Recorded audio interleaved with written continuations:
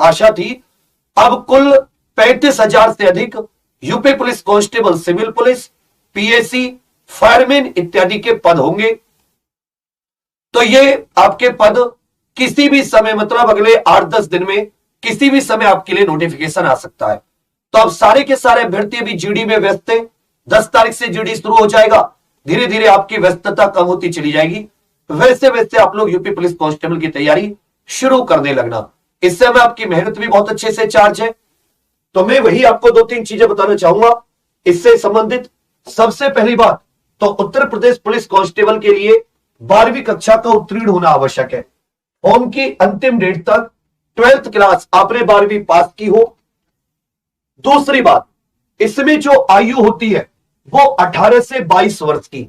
यह बहुत महत्वपूर्ण पॉइंट है कि आयु कितनी है, 18 से 22 वर्ष। और ये 1 जुलाई को काउंट होती है जिस वर्ष भी भर्ती आती है। हालांकि इसमें छूट की मांग अभ्यर्थियों की ओर से की जा रही है। अब छूट सरकार देती है नहीं देती ये तय, ये मतलब देखने वाली बात होगी। क्योंकि जैसे 3 वर्ष की छूट जीडी में दी गई, इसमें भी कम से कम 2 से 3 वर्ष की छूट जरूर दी जानी चाहिए। क्योंकि कांस्टेबल की लास्ट भर्ती 2018 में आई थी, 5 साल हो गए। तो इसी बीच में मान लेता हूं पुलिस कहती है कि भाई हमने 1 लाख भर्ती करी, ठीक है, अच्छी बात है, स्वीकार करते हैं। लेकिन कम से कम वो 1 लाख भर्ती आपने कितने दिनों की पेंडिंग करी वो भी तो देखिए ना। भाई कितने वर्षों से भर्ती नहीं हुई। अब उससे आप 1 लाख जो आपने करी है 49,000 और 41,520, उससे जो नए अभ्यर्थी हैं या जिनकी ओवर एज हो गई है, जो पिछले 4 साल 5 साल भर्ती नहीं आई, उन लोगों की क्या गलती थी। तो इसमें कम से कम 2 से 3 साल की छूट तो सरकार को नैतिक तौर पर भी देनी चाहिए, एक इंसानियत के तौर पर भी देनी चाहिए। और केंद्र सरकार ने छूट दी है तो मुझे लगता है राज्य पर भी दबाव है और छूट के पूरे चांस है। क्योंकि जीडी तो पिछले साल भी आया था 2021 में, तो केंद्र सरकार तो कहती हम तो छूट नहीं दे रहे, हमने तो पिछले साल भी हुआ है, लेकिन उन्होंने 3 वर्ष की छूट दी। तो यहां चांस है कि भाई यहां पर आपकी छूट की मांग मान ली जाएगी। महिलाओं की आयु 18 से 25 वर्ष, ये पुरुष की, ये महिलाओं की। SC ST OBC को वही अपने अपने वर्ग में 5 वर्ष की छूट। उच्च आयु में ऊंचाई की बात करें तो पुरुष कैंडिडेट सामान्य OBC SC वर्ग के 168 और ST वर्ग के अभ्यर्थियों की ऊंचाई 160, महिलाओं की 152 सेंटीमीटर और ST वर्ग की महिलाओं की 147 सेंटीमीटर। लगभग 150 प्रश्न आते हैं, हर एक प्रश्न 2 नंबर का। 4 सब्जेक्ट होते हैं इसमें, क्या हो जाते हैं, 4 सब्जेक्ट। रीजनिंग के 55 प्रश्न करने का मतलब यह है, हालांकि आते तो रीजनिंग में भी 37-38 ही है, लेकिन रीजनिंग का एक पोर्शन, मैथ का एक पोर्शन रीजनिंग में काउंट होता है। तो उसे वो सवाल होते मैथ के, लेकिन लगते वो रीजनिंग जैसे है, मतलब उनका तरीका जो होता है वो रीजनिंग जैसा होता है। फिर दौड़ भाग है 4800 मीटर 25 मिनट में लड़कों के लिए, और महिलाओं के लिए 2400 मीटर की दौड़ 14 मिनट में, ये इसकी दौड़ भाग है। पिछले कट ऑफ की बात करें तो आप ये समझ सकते हैं कि कट ऑफ जो पिछली है उन पर मैं अलग भी वीडियो बना दूंगा, पहले भी बनाई है, काफी हाई रही है।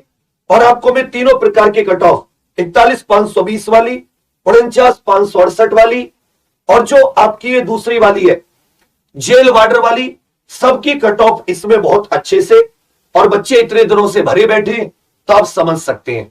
दूसरी चीज, इसकी जो हम लोग क्लास हमारी सुबह 8 बजे से चल रही है, 8 से सुबह 12 बजे तक, फिर शाम में 8 से 10 बजे तक। अभी सुबह शाम में शुरू हो जाएंगी 0 से बिल्कुल एकदम, लेकिन अभी क्योंकि जीडी है तो अभी हम लोग इस पर नहीं जाएंगे ज्यादा। हम लोग 16 जनवरी के आसपास से हम लोग क्लासेस शुरू करेंगे बिल्कुल 0 से। अभी भी क्लास चल रही है, अभी भी क्लास चल रही है, लेकिन क्योंकि अभी ज्यादातर स्टूडेंट जो है वो जीडी में व्यस्त है, हम प्रॉपर जो क्लासेस की शुरू करेंगे वो 16 से एकदम 0 से 3 महीने का 90 दिन का टारगेट लेकर।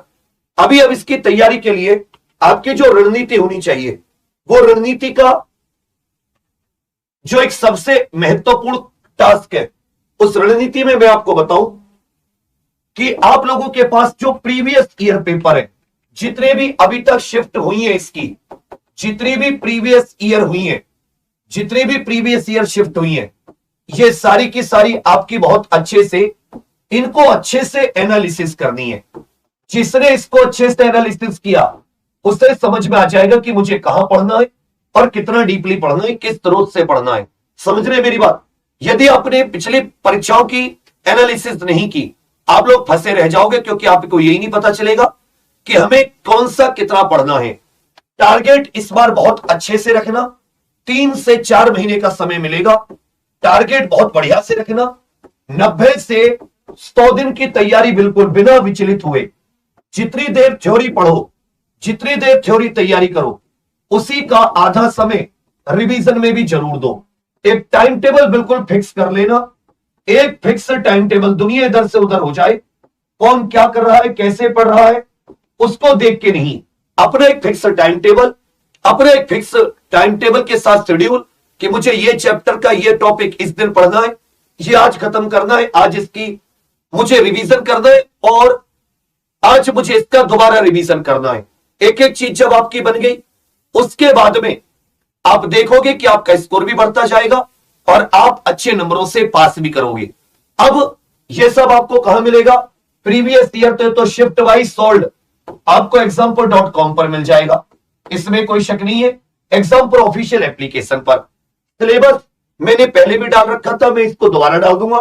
इसमें सिलेबस वगैरह सब कुछ बहुत ध्यान से है, प्रत्येक जैसे जैसे इसमें चैप्टर दे रखे वैसा वैसा आपको करना है।